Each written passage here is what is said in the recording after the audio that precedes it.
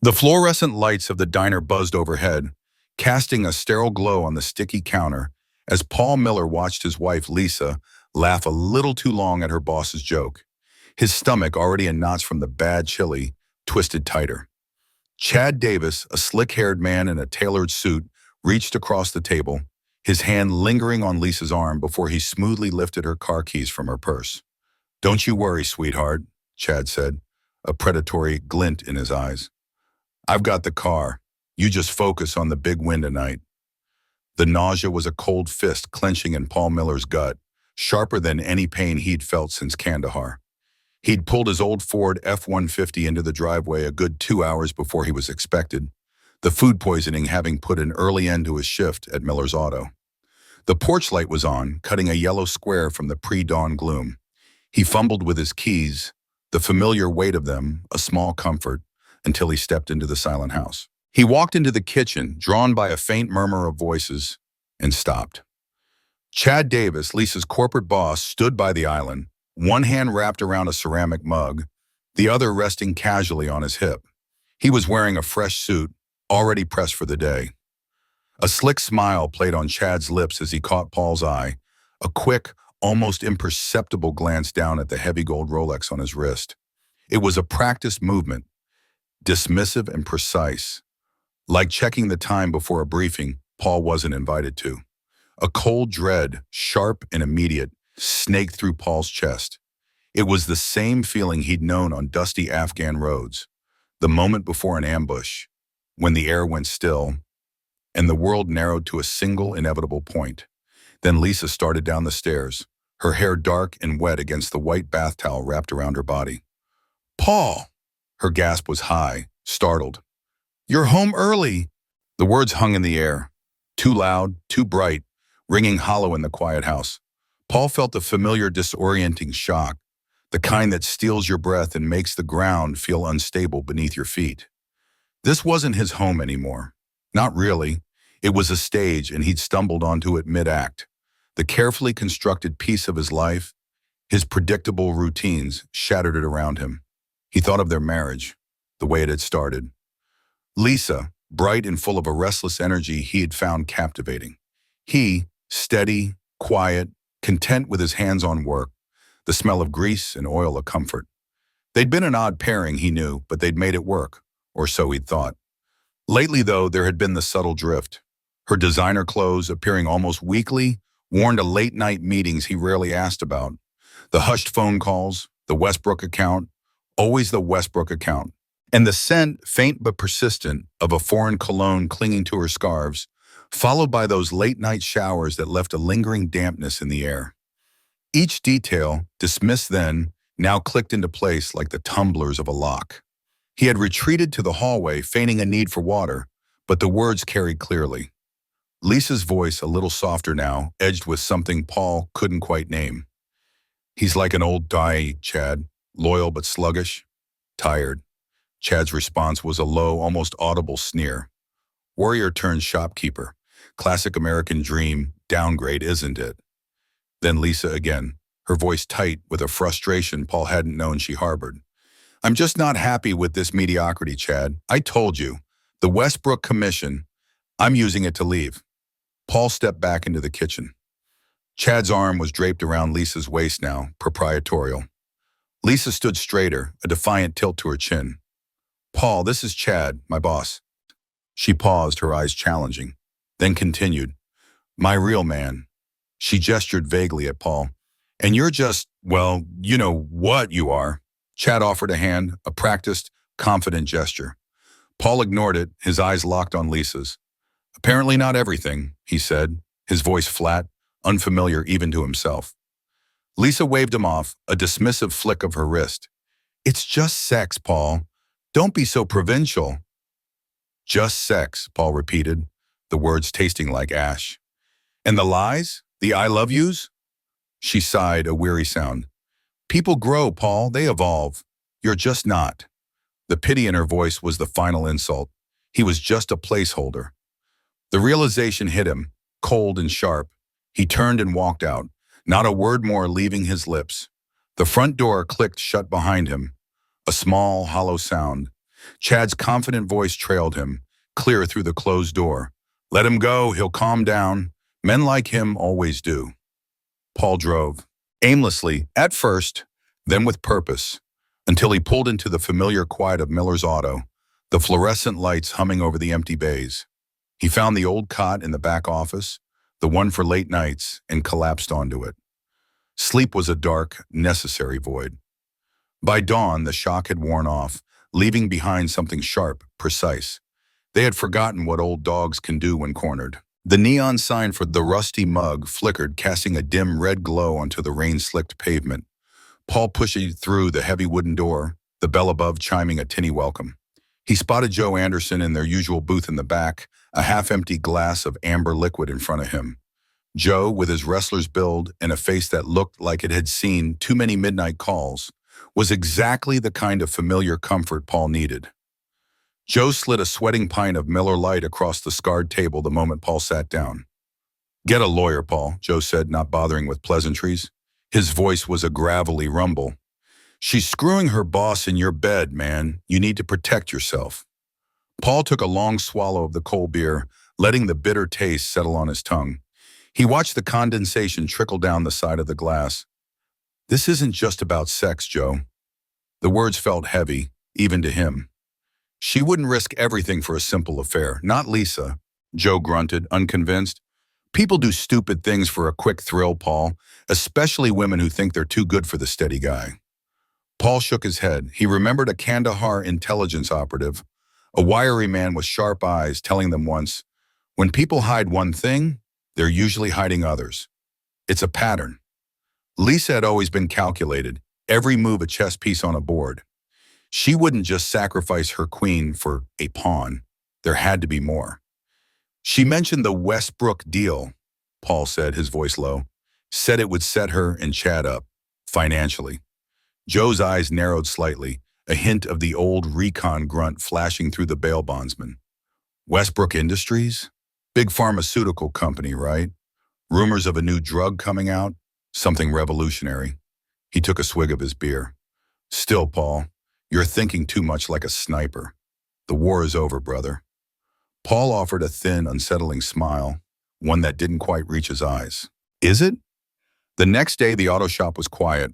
Paul sat in his small office, the fluorescent light humming overhead, casting a sterile glow on the pile of documents. He had started his own war right here in the quiet hum of his desktop computer. He typed, Ohio divorce law, corporate espionage statutes, digital surveillance equipment, discreet.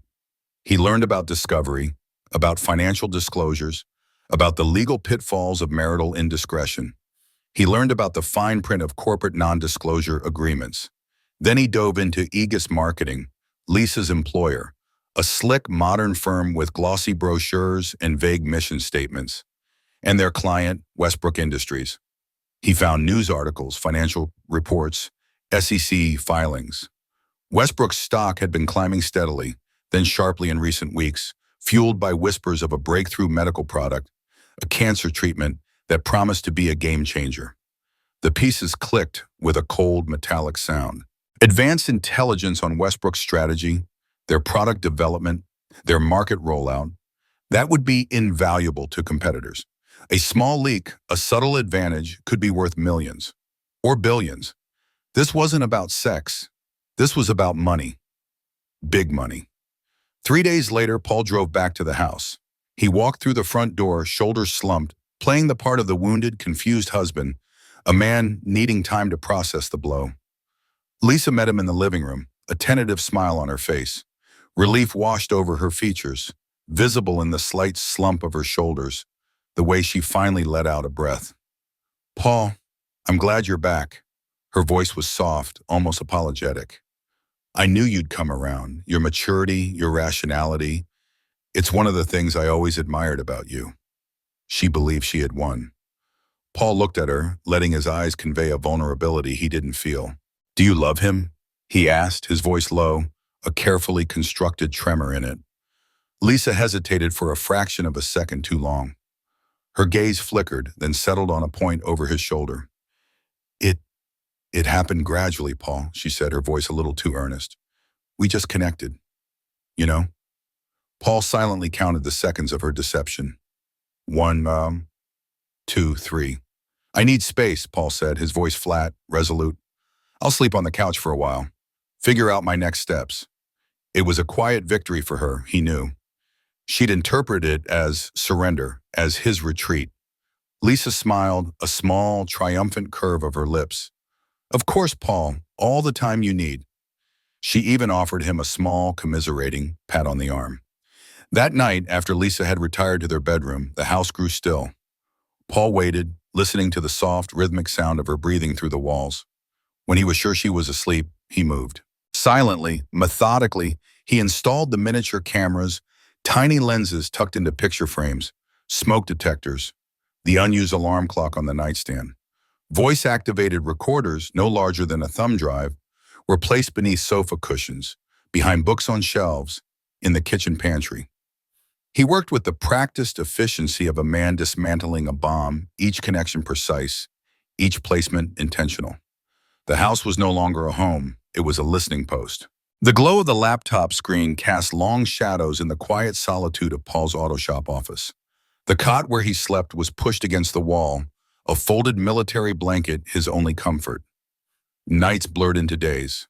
While Lisa slept soundly in their marital bed, Paul was awake, his eyes fixed on the grid of small windows on his screen, each one a silent portal into his former life. He reviewed hours of hidden camera feeds and audio recordings, sifting through the mundane minutiae of everyday life for the incriminating kernels he knew were there. He watched Lisa, the way she moved, her shoulders looser, her laugh a little too free when she thought she was alone, or just with Chad. The casual dismissal in her voice when she talked about him, Paul, to Chad, believing her words were unheard. It was a gradual, insidious shift, like rust on old metal. She was becoming someone he didn't recognize.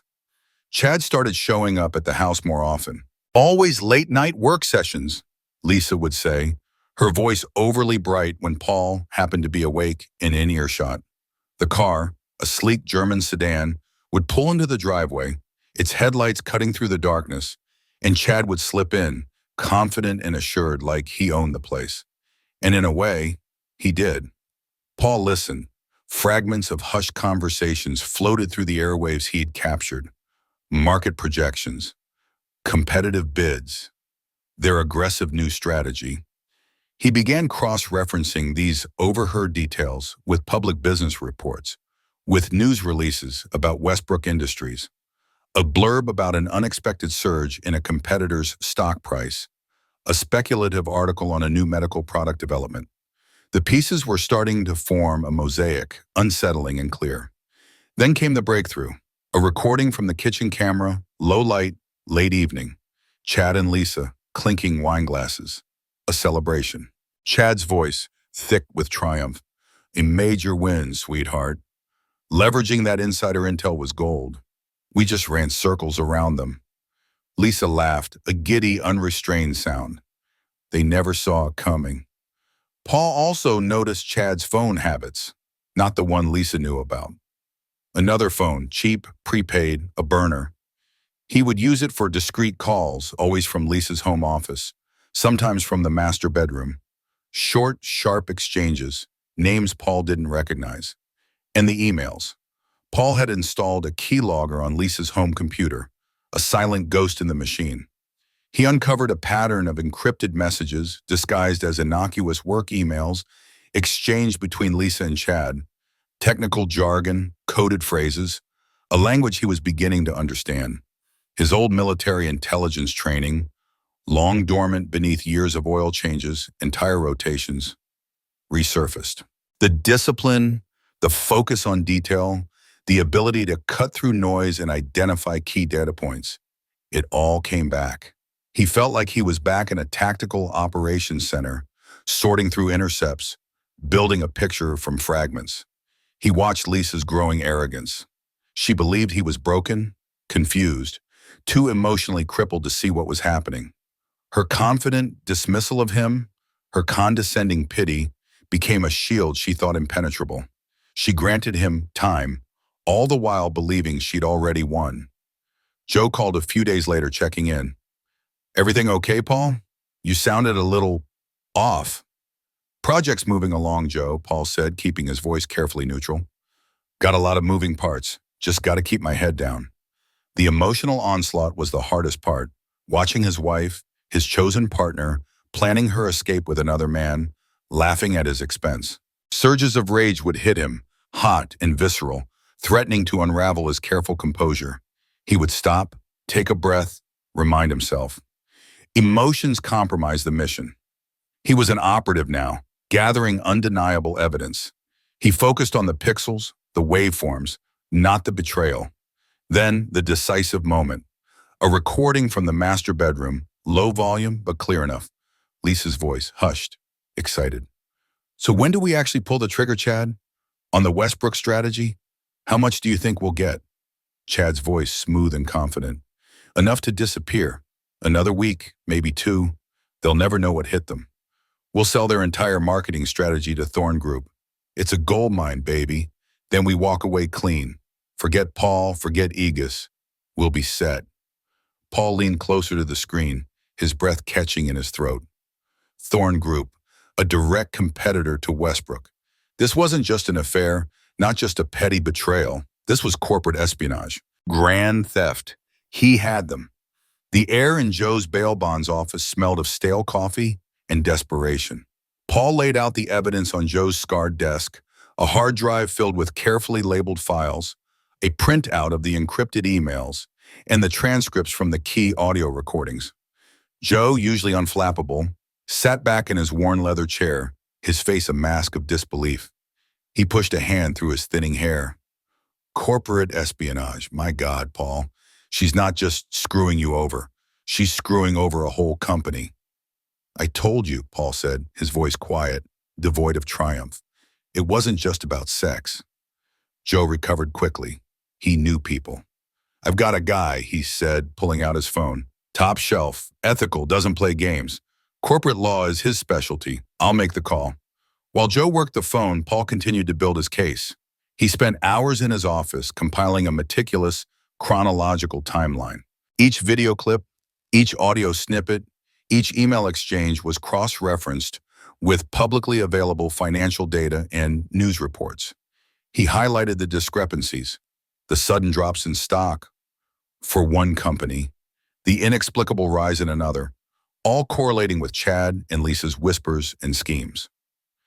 Late one night, when Lisa was out with Chad, Paul quietly slipped into her home office. With practiced ease, he made copies of several work documents, focusing specifically on anything connected to Westbrook Industries, marketing plans, strategy briefs, internal memos. He didn't take anything crucial enough to be immediately missed, just enough to confirm what he already knew. The next step was carefully orchestrated. He needed to apply pressure from outside to loosen the ground beneath their feet. He acquired another burner phone, disposable, untraceable. He made a call to a local investigative journalist, a woman named Sarah Jenkins, known for her tenacity and her track record of exposing white-collar crime. He kept his voice flat, disguised, hinting at significant irregularities and potential fraud at Aegis Marketing, without naming names, without giving too much away. Just enough to pique her interest, to send her digging. He followed that with a carefully worded, anonymous email sent from a public library computer to Aegis Marketing's Ethics Committee. The email was vague, hinting at serious misconduct involving the Westbrook account, suggesting they look into certain employee activities. The seeds were sown. Paul also prepared himself for the inevitable fallout. He packed a small duffel bag with essentials, cash, a change of clothes, his important documents, the burner phone, and a fully charged laptop containing all his backed-up evidence. He knew the aftermath would be explosive. He might need to leave quickly, to vanish for a time. He maintained his facade, the broken husband reeling from betrayal. He even offered to cook Lisa dinner one night, a simple pasta dish. She accepted, a surprised smile on her face, almost pitying. That's mature of you, Paul, she said, eating slowly, completely oblivious to the gathering storm. It only lulled her further into a false sense of security. She believed he was reeling, impotent, easy to dismiss. Chad grew bolder. He was at the house more often than not, sometimes even when Paul was in the living room reading.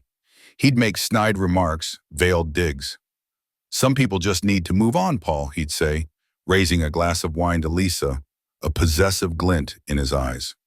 Paul would just nod, a tight smile on his face, absorbing the insults like small cuts, each one hardening his resolve.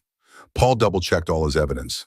The hard drive, encrypted and password-protected, was stored in a safe deposit box at a different bank, miles away from his home. He sent encrypted copies to a trusted cloud server and to Joe for good measure. He couldn't risk anything being tampered with. Finally, he met with the corporate lawyer Joe recommended, a sharp woman named Ms. Evans with a no-nonsense gaze. He presented her with the initial divorce paperwork he'd drafted, carefully outlining the corporate espionage as a grounds for a highly favorable settlement. She reviewed his evidence, her expression unwavering, and simply nodded. "We have a strong case, Mr. Miller." Soon the whispers started.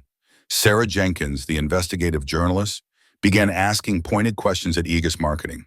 Employees talked about a woman asking around, digging into the Westbrook account. A palpable unease began to settle over the company, a hum of suspicion that Paul could almost feel, even from a distance. The trap was set. Now he just had to wait for them to walk in. The headline flashed across the local news channel, a silent scream in the sterile quiet of Paul's office. "Whispers of corporate misconduct plague Aegis Marketing." The article, penned by Sarah Jenkins, cited anonymous sources hinting at severe ethical breaches involving a major client account. Paul watched the ticker scroll beneath the anchor's impassive face. The first domino had fallen. Aegis Marketing, I am my dear Shwarkini, true to Paul's prediction, launched an immediate internal investigation. The pressure on Chad and Lisa would be immense. Paul observed their growing panic through his hidden cameras. Lisa's frantic phone calls, Chad's agitated pacing. He waited like a hunter in a blind for the perfect moment to strike. The recordings began to capture their unraveling. Hushed arguments, then raised voices. "How could this get out, Chad?" Lisa's voice tight with fear. "You said no one would know." "Don't look at me, Lisa. You're the one leaving loose ends." Chad's roar cracking under stress. Their partnership, forged in deceit, was cracking. Paul chose his moment. It was late afternoon. Lisa was home alone, pacing the living room, a half-empty glass of wine in her hand. He walked into the house, quietly, letting the front door click softly behind him. She whirled around, startled. "Paul, what are you doing here?" Her voice was sharp, a desperate edge to it. He didn't answer her directly. He pulled out his tablet, its screen already active, displaying a grid of familiar images. He played an audio snippet. Lisa's voice, giddy, talking about the Westbrook strategy, then Chad's, smooth and confident, mentioning Thorn Group. Lisa's carefully constructed facade shattered, her face draining of color. Her hand flew to her mouth. What is this?" Her voice was a strangled whisper. Paul played another clip, a video from the living room camera, showing Chad and Lisa clinking glasses, celebrating their major win, Chad boasting about insider intel. The image of her laughing face, the one he'd watched countless times, now played back to her. Her initial denials died in her throat. She crumpled onto the sofa, desperate pleas spilling out. "Paul, please, don't do this. I can explain. It's not what you think." Just then, Chad burst into the room, his face flushed, a vein throbbing in his temple. Lisa must have called him, a frantic warning. "What the hell is going on here?" he demanded, his usual bravado returning as he tried to project dominance. "Get out of here, Paul. You don't belong in this house anymore." Paul, calm and unyielding, met Chad's gaze. He didn't raise his voice. "This isn't your house, Chad, and it's not just about the affair." He laid out the full extent of his evidence, the meticulous timeline, the encrypted emails, the details of their plan to sell Westbrook's proprietary marketing strategy to Thorn Group, and their intention to disappear afterward. "I've already initiated legal proceedings," Paul stated, his voice flat, resolute. "My lawyer has everything. I've alerted authorities and the press, not just Sarah Jenkins, but others. There's no escape, Chad, no running away." Chad's bluster instantly deflated, his face contorted, raw fear and impotent rage battling for dominance. He lunged forward, but Paul didn't flinch. Chad hesitated, seeing something in Paul's eyes that stopped him cold. Lisa stared at Paul, her face pale, tears streaming down her cheeks. The full depth of his methodical, quiet revenge hit her. He wasn't broken. He was precise. As the weight of these choices bears down, stick around to the end to see how life's costly choices unfold. My terms are simple, Paul said, turning his gaze back to Lisa. Divorce settlement. You walk away with nothing but the clothes on your back. No alimony, no assets, no claim to the house. You take full responsibility for the corporate espionage. Chad, you're on your own. He paused, letting the silence hang heavy. I won't be taken for a fool. He delivered a chilling truth, his voice barely above a whisper, yet resonating with an undeniable power. This isn't about getting even, it's about getting justice, Mom. He pulled out his phone, displaying a timer. You have 24 hours to agree to these terms, in writing, signed by both of you. If not, every single piece of evidence, every video, every audio recording goes public. To every news outlet, every legal body, every competitor of Aegis and Westbrook. The choice is yours. He turned and walked out, leaving them in the stunned silence of their ruined lives. The corporate world of Chad and Lisa imploded with a swift, brutal efficiency. Aegis marketing, reeling from the public exposure and the threat of legal action from Westbrook Industries, acted decisively. Within days, Chad and Lisa were placed on indefinite administrative leave, their company emails revoked, their access badges deactivated. The whispers that had started as local gossip now screamed across national business headlines, detailing the specifics of the Westbrook data leak, the suspected collusion, the betrayal of client trust. Westbrook Industries, true to their word, announced impending legal action, not just against Aegis, but against certain individuals involved in the scheme. Chad, facing potential felony charges for corporate espionage and fraud, quickly began to unravel. His calls to Paul were desperate, frantic. He tried to cut a deal with prosecutors, attempting to throw Lisa further under the bus, trading her deeper involvement for a lighter sentence for himself. His bravado had vanished, replaced by the panicked scrambling of a cornered man. Lisa, equally cornered, tried to play the victim. She reached out to mutual friends, attempting to paint Paul as a vindictive ex-husband, a man consumed by jealousy. But her own recorded statements, her giddiness over the Westbrook deal, her callous dismissal of Paul, those actions spoke louder than any words. The evidence was undeniable, her carefully crafted image shattering in the harsh light of truth. Paul's divorce proceedings advanced rapidly. Ms. Evans, the corporate lawyer, moved with precision.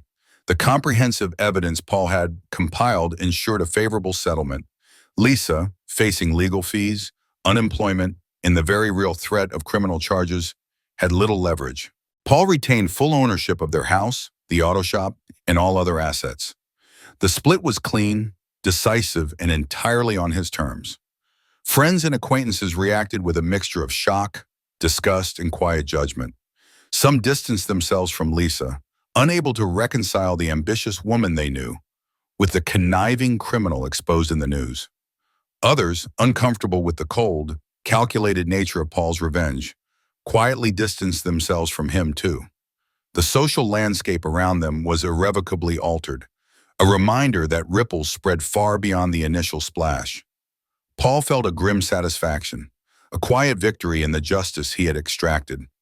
But beneath it was a deep emptiness, a hollow space left by the profound betrayal.